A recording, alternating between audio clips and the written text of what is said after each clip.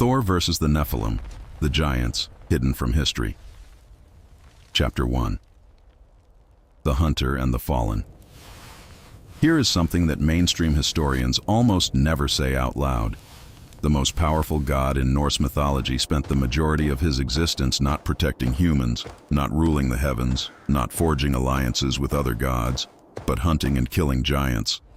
That was Thor's primary occupation. That was the defining purpose of his legendary hammer, Mjolnir. Not ceremony, not symbol. A weapon built specifically and exclusively to destroy beings of enormous size and supernatural power. Ask yourself why. If giants were simply monsters of folklore, invented to explain storms or natural disasters, why would the most advanced mythological system in the ancient Norse world dedicate its greatest champion almost entirely to their systematic elimination? Why would the stories preserve such specific detail? The routes Thor traveled, the specific giants he fought, the techniques he used, the reasons each battle was necessary. Folklore doesn't require that level of operational specificity. Military history does. The Norse called them the Jötnar. The word itself is ancient, its roots older than the Viking Age, older than the Germanic migrations, stretching back into a Proto-Indo-European past that linguists still struggle to fully reconstruct. The Jötnar were not described as animals or demons. They were described as beings of intelligence, of ancient wisdom, of enormous physical scale, who had existed before the gods themselves, and who continued to threaten the ordered world the gods had built. They lived in Jotunheimr, a specific realm, a specific geography. They had names, lineages, histories. They remembered things the gods had forgotten, and Thor hunted them without mercy or pause. Now here is where the story becomes something much larger than Norse mythology, because on the other side of the ancient world, in the deserts of the Near East, in the oldest surviving texts of the Hebrew tradition, there is a different record of a different people describing something extraordinarily similar. The book of Genesis calls them the Nephilim. The book of Enoch, one of the oldest texts in the Jewish tradition, referenced in both the New Testament and the Dead Sea Scrolls, describes them with a precision that goes far beyond myth or allegory. Beings of enormous physical size, born of a union between divine beings and human women, possessing supernatural strength and knowledge, ruling over early human civilization with unchallenged dominance. The Hebrew word Nephilim comes from a root meaning to fall. The fallen ones, the ones who came down, and what the ancient Hebrew texts describe in the aftermath of their existence is not fading legend. It is deliberate, systematic, divinely mandated destruction. Not one battle, not one hero. A coordinated campaign of elimination carried out with the urgency of an existential threat. Two completely separate ancient civilizations, two completely separate linguistic traditions, two completely separate religious frameworks separated by thousands of miles and potentially thousands of years, and both preserving the same core memory that there were once giants among humanity, that those giants were extraordinarily powerful, that a war was fought against them, and that the war, in some sense, never fully ended. The question is not whether these traditions share a common mythological theme. That much is obvious. The question, the one that serious researchers increasingly refuse to dismiss, is whether both traditions are preserving memory of actual historical events. Whether the Jötnar of Norse mythology and the Nephilim of biblical tradition are not parallel inventions, but parallel records, preserved through different cultures, different languages, different centuries, but describing the same reality from different vantage points. To answer that question, we have to go back further than Thor, further than Odin, further than the earliest surviving Norse texts. We have to go back to the point where all these traditions diverge from a single root and ask what that root was actually describing. Because the evidence, when you examine it carefully, is not what you were taught. And Thor's hammer was not swung in the service of myth. It was swung in the service of something that actually happened, something the ancient world remembered so clearly and found so important that they encoded it into the stories they told their children for 1,000 years. Something we are only beginning to understand. Chapter 2. Knowledge that should not exist. The oldest surviving Norse mythological texts were written down in Iceland in the 13th century.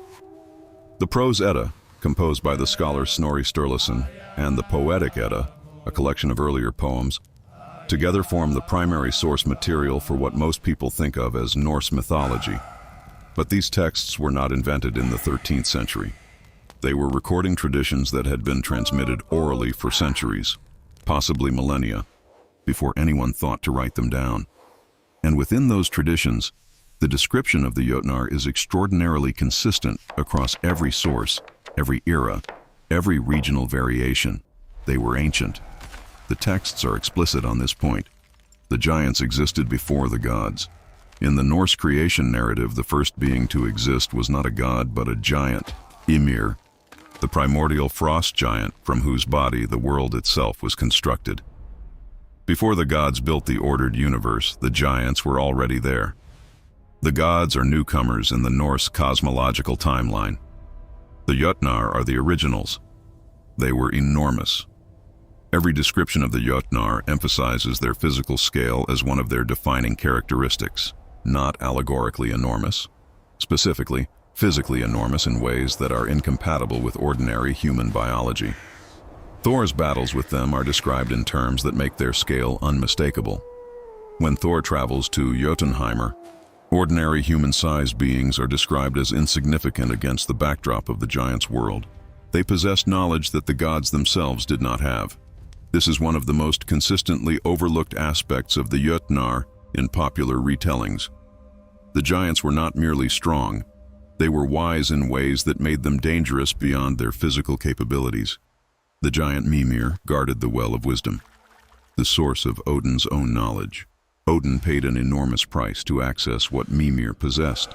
The giant Vafthrudnir was described as a master of ancient lore, someone whose knowledge of cosmic history surpassed even Odin's.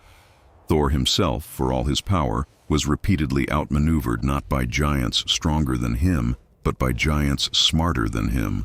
This is not the description of a simple monster. This is the description of an older, wiser, more powerful civilization that predates the current cosmic order and continues to threaten it, not just physically, but intellectually. Now compare this to what the Book of Enoch describes. The Watchers, the divine beings who descended to earth and produced the Nephilim, did not simply create giants. They transferred specific knowledge. The text is remarkably precise about what knowledge was transferred. The secrets of metallurgy, the working of metals, the arts of war, the cutting of stone, the understanding of natural forces. The Nephilim who resulted from this transfer were not just physically powerful. They were technologically advanced in ways that human civilization at the time should not have been capable of. And that technological advancement made them dominant, not just through strength, but through knowledge. The parallel is not superficial. In both traditions, the threat posed by these beings is twofold: physical scale that exceeds human capability, and ancient knowledge that predates and surpasses the current divine order. In both traditions, the response to that threat is not negotiation, integration, or coexistence. It is elimination. Thor does not seek alliances with the Jötnar. The archangels of Enoch do not offer the Watchers a compromise. The mandate in both traditions is the same. These beings must be removed from the world. But here is what makes the parallel even more striking. In both traditions, the elimination is described as incomplete. Thor kills giants. He kills them constantly, prolifically, with evident skill and commitment. And yet at the end of every cycle, there are always more giants. Ragnarok, the Norse apocalypse, is defined by the return of the giants in overwhelming force. Despite Thor's millennia of hunting, despite Odin's accumulated strategic wisdom, despite the gods' best efforts across cosmic ages, the giants survive. They wait, they endure, and they return. The Book of Enoch describes the same incomplete victory. The Nephilim are destroyed in the flood. The Watchers are bound. But the text itself acknowledges that the spirits of the Nephilim, their disembodied essence, did not disappear. They persisted. Genesis confirms this explicitly when it notes that giants were present after the flood as well as before it, suggesting the Nephilim lineage survived the supposed extinction event. and the Tower of Babel narrative places beings of supernatural power and ambition in the post-flood world, rebuilding exactly the kind of centralized dominant structure that the flood was supposed to have ended. Two traditions, same incomplete victory, same persistent threat, same ongoing campaign of suppression rather than final resolution. This is not coincidence. This is not parallel mythological invention. This is the signature of two different cultural memories describing the same historical reality. A reality in which extraordinarily powerful beings existed, were systematically opposed, and were never fully eliminated. The question now becomes, where did these beings come from? And why did both the Norse and Hebrew traditions agree that they had to be destroyed? Chapter 3. The Mountain, the Threshold, the War. There is a mountain in the ancient Near East that appears in more ancient sacred texts than almost any other geographical feature on Earth. It sits on the border of modern Syria, Lebanon, and Israel. It rises to nearly 10,000 feet, making it the highest peak in the region, visible for extraordinary distances across the flat Levantine landscape.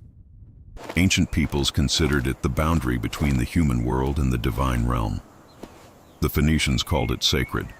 The Canaanites built temples on its slopes. The ancient Arameans considered it the home of their highest gods. Its name is Mount Hermon.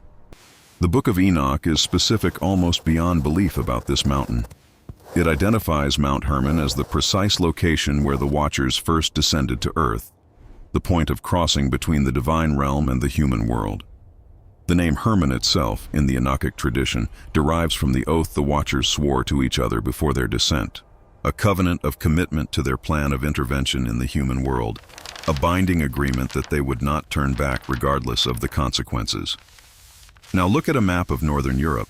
The Norse mythological geography places Jotunheimr, the realm of the giants, to the north and east, beyond the known world, in a realm that is simultaneously geographical and spiritual. The boundary between Asgard, the realm of the gods, and Jotunheimr is not a wall or a sea. It is a threshold, a permeable boundary that beings of sufficient power can cross. The giants cross it. Thor crosses it to fight them. The crossing itself is significant, not the destination. The structural parallel is exact. In both traditions, there is a specific threshold between the divine realm and the world of these ancient powerful beings. In both traditions, that threshold can be crossed in both directions. In both traditions, the crossing of that threshold is what initiates conflict. The Watchers cross from the divine realm into the human world. Thor crosses from Asgard into Jotunheimr. The direction of the crossing determines who is the invader and who is the defender. But the structure of the boundary is identical. This matters because it suggests both traditions are describing not an abstract cosmological concept, but a specific memory of a specific geographical and physical reality.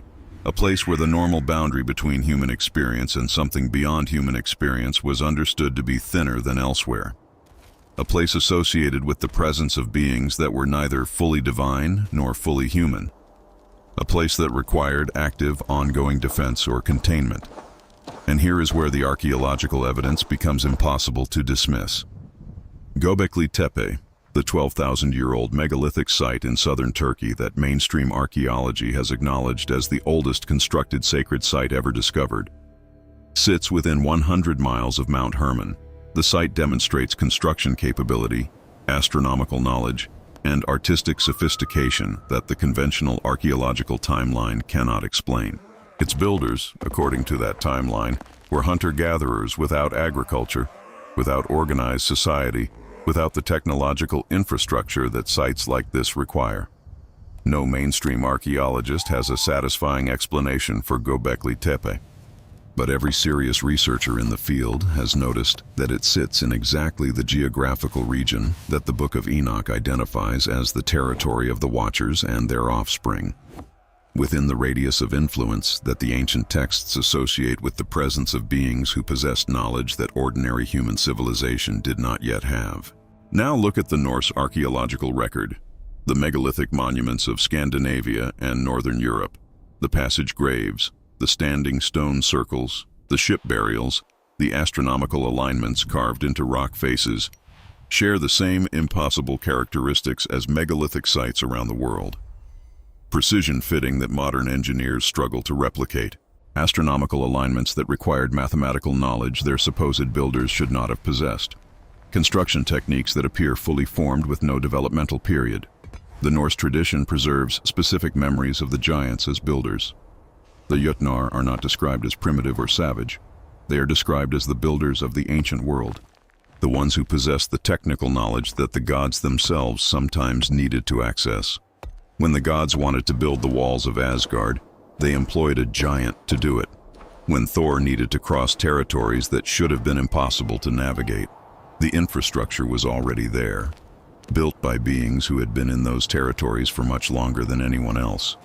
Both traditions remember the same thing, that the oldest structures in the ancient world were built not by primitive humans, but by the giants who preceded them. And both traditions remember that those giants were not building out of benevolence. They were building to consolidate and extend their dominance over the world they had inhabited long before humanity arrived in any significant numbers. The war that Thor fought was not a war against random monsters.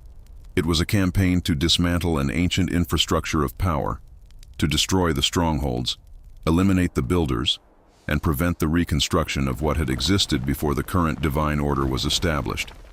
And the reason both traditions preserve such specific operational detail about that campaign is that the people who created those traditions understood, at a very deep level, that the campaign was not finished, that the infrastructure could be rebuilt, that the giants, diminished but not destroyed, were still out there, waiting for the right moment to try again. Artiu, Chapter 4. The War That Never Ended. Ragnarok is the end of the world in Norse mythology. But look at it carefully, really carefully, and you realize it is not a description of the end of everything. It is a description of the end of a specific order.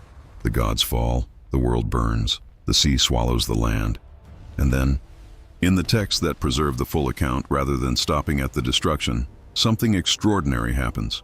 The world rises again, new and clean from the waters. A new generation of gods takes up residence.